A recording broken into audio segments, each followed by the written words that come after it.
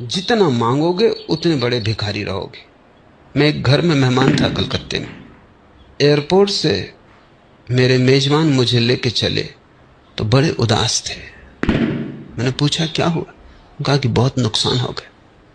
पत्नी ने, वो भी पीछे बैठी थी, उसने कहा इनकी बातों में मत पड़ना, आप तो जानते हैं नुकसान बिल्कुल नहीं हुआ है, लाभ हुआ है। तो मैं थोड़ा परेशान हुआ कि मामला क्या है। मैंने कहा विस्तार से कहो। तो उसने कहा इनको किसी धंधे में 10 लाख मिलने की आशा थी, 5 ही लाख मिले।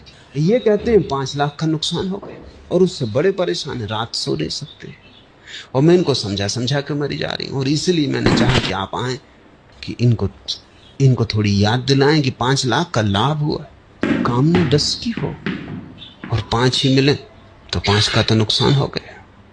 अगर कामना 50 की होती तो और बड़ा नुकसान होता।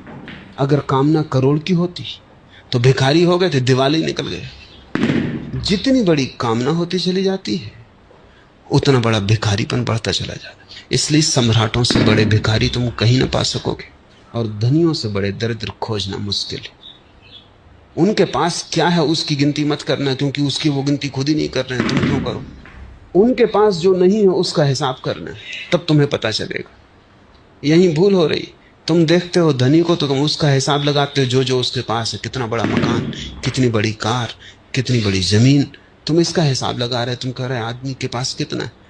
वो आदमी इसका हिसाब ही नहीं लगा रहा है। वो हिसाब लगा रहा है उसका जो होना चाहिए और जो नहीं।